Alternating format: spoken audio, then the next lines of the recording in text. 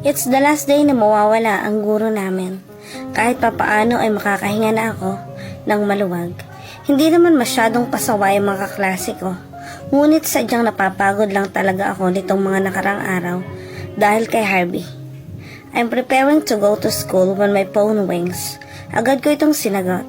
Hello, bakit Jade? Tanong ko sa kaibigan ko. Bakit naman kaya tumawag si Jade sa akin? Mahuhuli kami nila Misty sa Kabi. Kumain kasi kami tapos natapunan ako. Mauna ka na lang ha, love you. Saka magkasabay naman yata kayo ni Harvey. Grabe kang Anya, iniiwan mo kami kahapon. Para lang kasabay kayo kumain ni Harvey. Sana man lang sinabi mo para makapagpalibre ako kay Harvey. Mayaman naman yun eh. Mahabang usal ni Jade. Napahinga naman ako ng maluwag. Nakakala ko tuloy ay nagtampo na sila Jade dahil sumama ako kay Harvey kahapon. Hindi ko naman talaga balak na sumama kay Harvey. Napilitan lang talaga ako dahil hawak niya ang wallet ko. Sorry. Naputol-putol ang pagsagot ko nang biglang namatay ang telepono ko. May agad namang mag-text at si Jade ito. Nawalan daw ng signal. Tahimik na pumunta ako sa school. Hindi na ito bago sa akin. Dahil palagi namang nawawala ang mga iyon. Dahil palagi sila ang dahilan ng kaguluhan. Palagi silang nasasangkot sa iba't ibang mga bagay. Paakyat ako ng hagdan nang may naamoy akong pamilyar na amoy. Lumingon agad ako sa kinaroroonan nito at sumalubong sa akin ang mukha ni Harvey na may malawak na ngiti sa mukha. Inarapan ko ito at nagpatuloy ako sa pag-akyat. Narinig ko naman ang paghabol niya sa akin at pagtawag sa pangalan ko. Hey, Anya, galit ka pa rin ba sa akin? Tanong niya sa malumanay na boses. Kahit kailan na hindi ko kayang pagtigasin ang aking puso lalo na kapag nagsasalita ito ng marimbing na tono. Hindi, nagmamadali lang. Pinilit kong umalis agad at nagtungo sa aming silid. Ramdam ko ang lungkot ni Harvey dahil nagmamadali akong umakyat. Sorry, mahinang sabi ni Harvey. Ngunit narinig ko pa rin iyon. Lumingon ulit ako, ngunit seryoso lang ako. Hindi ako naglagay na kahit anong emosyon sa aking mukha. Don't say sorry. Walang gaan ang sad ko. Gulong-gulong na ako. Hindi ko alam kung ano bang dapat kong maramdaman.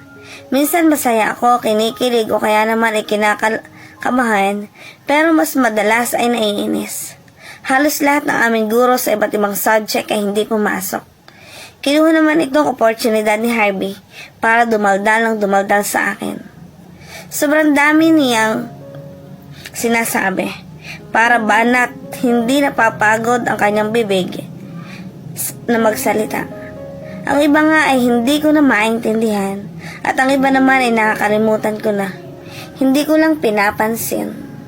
Kunwari na lang ay hindi ako nakikinig kay Harvey habang nakatingin ako sa ibang direksyon. Kunwari ay may ginagawa ako. Minsan ay tumatayo pa ako at umaalis ng upuan upang pumunta sa upuan nila Jade at B kahit wala naman talaga akong kailangan sa kanila. Minsan ay si Misty na ang katabi ko, kinakausap ko at hindi si Harvey. Alam mo ba, nung unang punta ko pa lang dito sa school ay may nakabanggaan akong babae. I still remember it because I was in a hurry. And then some blind girl just bumped to me. I didn't see her face pero wala naman akong pake. Nagmamadali kasi ako. Sobrang daldal na sabi ni Harvey. Ako naman ay nakatulala lang. Biglang naalala ko ang nakabanggaan ko nung araw na iyon. Tugma ang sinabi ni Harvey dahil nagmamadali ang lalaki. At hindi ko rin nasilayan ang mukha ng lalaki nakabanggaan ko. Agad na nag-init ang pisngi ko at nakaramdam ako ng inis. Hanggang ngayon ay masakit pa rin ang balikat ko dahil sa bungguan na iyon. Dumagdag pa ang kawalang bahala ni Harvey sa babaeng nakabanggaan niya. He seems not sorry for that girl, or should I say from me. Ikaw yon? Naiinis na sigaw ko. Hindi ko na napigilan sarili ko na mapasigaw. Hindi rin naman kami mapapansin ng mga klase namin ngayon dahil may ginagawa rin ang mga ito. Lalo na ang wala kaming guro ngayon. Nagulat naman si Harvey. Me? Balik na tanong ni Harvey sa sarili. Ikaw? Yung lalaking nakabungguan ko? Sa may teacher's building first floor? Tanong ko ulit. Unti-unti nang nabubuo na naman ang inis ko para sa lalaking ito. Dahil talagang hindi ko makakalimutan ang hiyang naranasan ko dahil nasigawan ako ng teacher. Unang beses iyon ang nangyari sa akin. Why? Ikaw ba yung babae? Sagot naman ni Harvey na sa tingin ko ay kinakabahan na. Tarantado ka pala eh. Oo, ako yun. Hindi ka man lang tumigil at humingi ng pasensya sa akin. Alam mo bang napahiya ako noon? Dahil na-late ako at saka hanggang ngayon ang sakit pa rin ang balikat ko. Dahil sa iyo, tapos tatawagin mo akong blind girl, tapos sasabihin mo pang wala kang pake. Mabuti na lang may kanya-kanyang buhay ang mga klase namin ngayon. At ang mga kaibigan ko naman ay nasa kantin at pumuslit. Gulat naman si Harvey dahil ngayon niyan lang ako narinig na sumigaw. At sa sobrang galit pa. Mukhang hindi rin siya makapaniwalang ako ang babaeng nakabungguan niya. I'm sorry, Anya. I didn't know it's you. I'm in a hurry. Hindi pa tapos si Harvey sa pagpapaliwanag nito, pero pinutol ko na iyon at hindi nagsalita ako muli. Huwag mo na ako matawag-tawag na, Anya. Hindi tayo close. Napaka-insensitive mo. Nabangga mo na nga yung tao. Tapos sasabihin mo wala kang pake just because you're in a hurry, gago. Muli, hirit ko pa. Hindi ko na napigilan ang sarili ko sa inis na nararamdaman ko. Ganito ako kapag naiinis, hindi ko mapigilan ang bibig ko.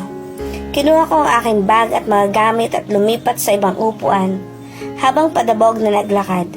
Crush pa naman sana kita, Harvey, pero wala ka naman palang pake sa nakabungguan mo sa akin. Grabe, hanggang ngayon ang sakit-sakit ng braso ko, tapos ang rason mo ay nagmamadali ka. Nakakainis. Nainis na bulong ko sa aking sarili. Nagulat naman ang lahat nang pumasok ang panghuli naming guro. Ang akala ng lahat ay hindi na ito papasok. Dahil huli na ito ng ilang minuto at halos lahat ng iba pa naming guro ay hindi pumasok. Ngunit humabol pa rin ang guro namin. Huminga naman ako ng malalim. Itutuon ko na lang ang atensyon ko sa ipagagawa sa amin ng guro para hindi ako mainis. Dahil late ako ay kukunin ko na lang ang takdang aralin na ipinagawa ko sa inyo kahapon. Sabi ng guro namin, kaya inilabas ko na lang ang takdang aralin ko. Pinilit kong hindi masilayan si Harvey, pero nahawig pa rin siya sa peripheral na vision ko. Sinasabi ko na nga ba, hindi niya ginawa ang takdang aralin niya. Ay nga, tawag niya sa akin ng guro namin, kaya tumingin ako dito. Ikaw na ang bahalang kumulekta. Kailangan ko na kasing umalis. Dahil mo sa teacher's office, ilagay mo sa lamesa ko. Bilang sa akin ng guro namin, tumango naman ako. Nang makalis ng guro namin ay tumayo ako. Inisa-isa kong kinuha ang mga takdang aralin ng mga kaklase ko. Nang malapit na ako kay Harvey ay huminga ako ng malalim. Alam mo naman kasing hindi niya ginawa ang takdang aralin niya. Nasa naman ang sayo? Tanong ko. Kahit na alam ko ang sagot. I didn't do my assignment, mahinang sabi niya sa akin. May sasabihin pa sana siya pero pumunta na ako sa kabilang upuan para kunin ang takdang aralin namin. Ramdam kong sinusundan niya ako ng tingin. Inayos ko ang pagkakapatong ng mga takdang aralin namin. Medyo madami yon kaya nahirapan akong buklatin. Nagulat na lamang ako na biglang sumulpot si Harvey sa harapan ko. Let me help you, sabi niya. Hindi ko ito pinansin at binuhat ang mga takdang aralin. Pero pinigilan niya ako, kaya tinignan ko ito ng masama. Let me help you, please. Pagpumilit niya. Huminga na lang ako ng malalim at tumango. Kinuha niya ang mga takdang aralin ng mga klase namin at naglakad palabas ng pinto. Tahimik lang kaming dalawa. Mula sa pagbaba ng hagdan hanggang sa paglalakad patungong teacher's office ay wala sa aming nagsalita. Binabagalan ko ang lakad ko para hindi ko siya makasabay sa paglalakad, pero napapansin kong binabagalan niya rin ang lakad. Nailagay na namin ang mga takdang aralin kaya pabalik na kami sa room namin. Nailang akong makasama siya sa paglalakad kaya umisip ako ng paraan. Mauna ka na, papunta ako ng kantin, bibili ako ng pagkain. Sabi ko pero ang totoo ay ayaw ko siyang makasabay. Nakita ko sa mukha niyang lungkot. Siguro alam niyang iniiwasan ko talaga siya. Tumango lang siya at walang ganang maglakad mag-isa. Naawa ako at pakiramdam ko ay sobrang taray ko, pero umiling na lang ako. Siguro ay masasanay din kami ni Harvey na hindi nagpapansinan. Hindi na ako kinulit ni Harvey hanggang mag-uwian. Parang galit na lumabas ito ng pinto. Ako naman ay walang pakialam dahil galit din ako. May crush pa naman sana ako sa'yo. Tapos malalaman ko ikaw palang bumunggo sa akin. Ang sakit pa.